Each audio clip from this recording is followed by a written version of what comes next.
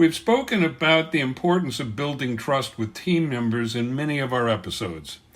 Trust in business is when the manager believes their staff can be relied on to carry out their assignments, and staff, in turn, believe that the manager knows what they're doing and will do what they say they will do. What's required to build trust are three characteristics: competence, character, and caring. We'll discuss competence first because you can't be effective without competence. That's the bedrock or the foundation. We'll cover caring and character in future episodes.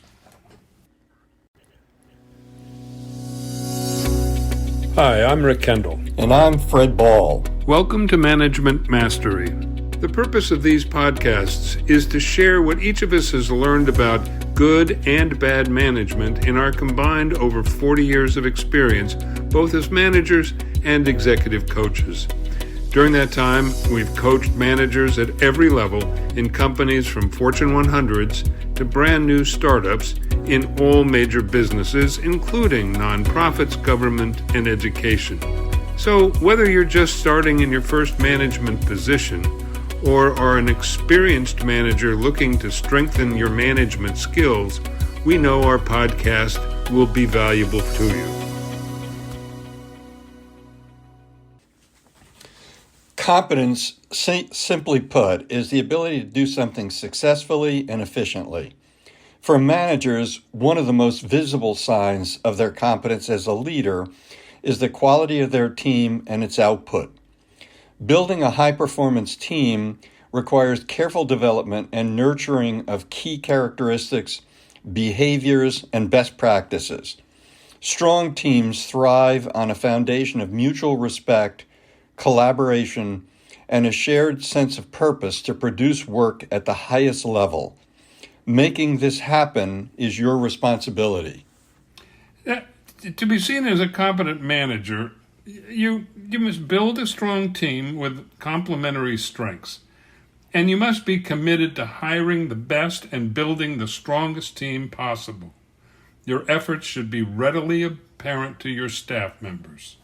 We have discussed how to go about recruiting and hiring the best possible candidates in detail in episodes 15, Hiring the Best, Preparation and Screening Interviews, 16, Interview Behavior, and 17, Landing the Desired Candidate. Being a competent hiring manager means understanding the needs of your department over the next several years and taking the time to find the most competent and appropriate staff member or members to succeed in meeting those objectives. This can take longer than you would like, but it is important to make sure you hire the best candidates, as a bad hire can be very time-consuming and costly for you and your company. That costly can sometimes be 2 times as much money as the person's salary. It is also important that you review your hiring objectives with your manager to ensure that you are on the same page. While you'll be under pressure to fill empty positions quickly, taking the time to get the best candidate is a clear sign of your competence as a manager. And in our coaching, we often come across a situation where the wrong person has been hired, or the manager has, someone has come in and said, look, I've been here long enough and it's time for me to get a promotion. And the manager will say, yes, I think you are in line, but then go forward and make a decision that it's not yet time for that. And that's always a tough situation for the manager to deal with. Oh, yeah. But when you have a strong team in place, the competent manager has to provide staff with clear goals tied closely to the team and organizational priorities. The manager has to set the direction, strategy, and goals to ensure that the team is effective and aligned. Then when decisions need to be made, the competent manager is a strong, self-controlled, and timely decision maker. To do so, the competent manager is careful that the direction and strategy is set in discussions with their boss. That's right. And then they set a clear, compelling direction of how do we accomplish our goals and the strategy, which is the course of action for their staff. And then you make sure that time is given for team members to understand the why as well as the how of what they are to do. And this is a major difference over time with young professionals today. They want to understand both the why as well as the how, and you as the manager need to provide time for them to understand it.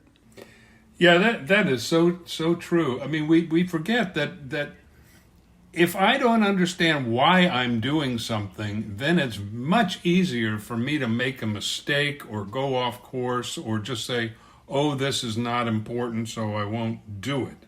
And so often managers, I know I've fallen into the trap, don't bother to explain why you're doing it.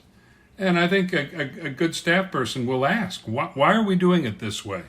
And a good manager will not take that as a challenge, but just a request for clarification. That's right. And a more introverted staff will not necessarily ask why, but they want to know why.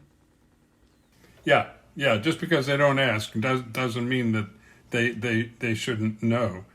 And the competent manager also makes sure that team goals are set with input from the staff and aligned in focus, purpose, and priority. And individual goals are clearly defined so that everybody knows exactly what they need to do and how they should interact with colleagues. Research has found that staff with clearly defined goals are twice as likely to be engaged at work. The competent manager also empowers staff to decide how work gets done, so doesn't micromanage every little step and tolerates various and varied ways of accomplishing the goal, and has the confidence to make changes to strategy when the goals change as is necessary. The competent manager helps each individual staff member understand how their work fits into the organization's mission. This can sometimes take more time than you think it will, but in the long run, it will save you time and aggravation during the project. I got to tell you, I have worked for a boss who never bothered to do that, largely because they didn't understand why to begin with. They didn't ask, why are we doing it this way? What's the purpose of what we're doing? So when I ask, he couldn't answer. And it's very frustrating. But because when you understand how your work fits in, how the staff work fits in, they will be more engaged and more productive. Staff understanding both the why as well as the how is so important. A few more things for you to remember in order to demonstrate competence. You need to recognize and praise achievement. For some reason, that is easy to say and much more difficult for some people to do. In my coaching with sometimes more analytical people, I constantly get, well, I don't need to praise because when they did something good, that was part of their job. Well, no, they need to feel the praise gives persons recognition, and it makes them feel better about their work. You need to set regular meeting dates and stick to them. And so many times the manager does not stick to the date. They say we're going to meet every Friday at 10 a.m. and then something comes up and they keep changing the meeting. You need to provide regular feedback, both as individuals and to your team as a whole. And you need to inform staff that individual ratings will be based on performance. Yeah, that's also important. And what's interesting, because I'm working on our upcoming episode on remote work, and all of those things become even more important. The regular meetings, the regular interaction, and even without remote work, being a competent manager also means stressing the importance of communicating clearly and respectfully. This is so important, particularly if you have people that may be working hybrid or full-time remote. Just communicating, respectfully and regularly. This is an opportunity for you as a manager through your own behavior to show staff how this should be accomplished. And it's very important that you don't tolerate anything less than full respect for team members and their ideas and suggestions, even when you disagree with them. I agree with that. You need to thrive, and your team needs to thrive on two-way communication. Engage staff to discuss and at times even disagree with your decisions. Listen respectfully, as Rick was saying, and be ready to accept staff suggestions. You want to set expectations and channels of communication so that everyone knows when and where to communicate and who they need to connect with. You want to focus on continuous improvement through open and constructive two-way conversations. Encourage team members to feel empowered to share their concerns and suggestions. And then, as Rick was saying, to foster clear communication channels, it will help to reduce potential conflicts and make sure that key information is shared with the right people.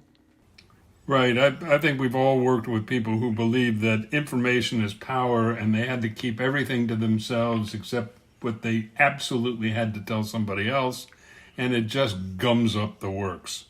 No question. That is one of the big things that comes up again and again in our coaching, that you have to break down the silos. You have to get cross-communication, yet not only cross-communication within your area, but cross-communication to other stakeholders in the company as a whole. Then you want to embrace flexibility and expect change, which requires agility, resilience, and the ability to seize emerging opportunities.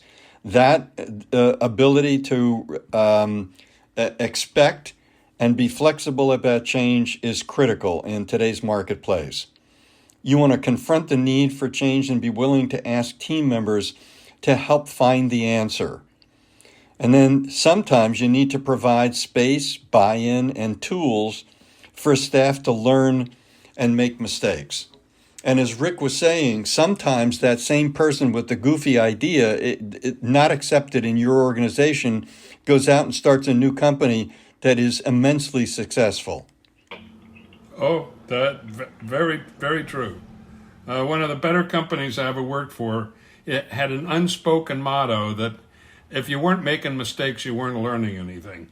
So that's the kind of atmosphere you don't want to encourage mistakes, but you don't want to punish them either. Just learn from them.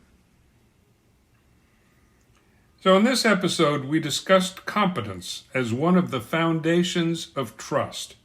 We discussed the ways that a manager displays competence through building a high-performance team and setting direction, strategy, and goals, and then helping staff to understand why they are important and how they can be helpful in achieving success. Trust is never given, but it is earned, and your behavior will help you to earn it by demonstrating the competence your team needs to be effective. We'll deal with character and caring in future episodes. We hope you have found this podcast useful and will come back again for more management mastery. If you have any comments about this or any of our episodes, or would like to find out more about our other services, including one-on-one coaching and group seminars for managers, visit our website at careercoachclass.com. Thanks for listening.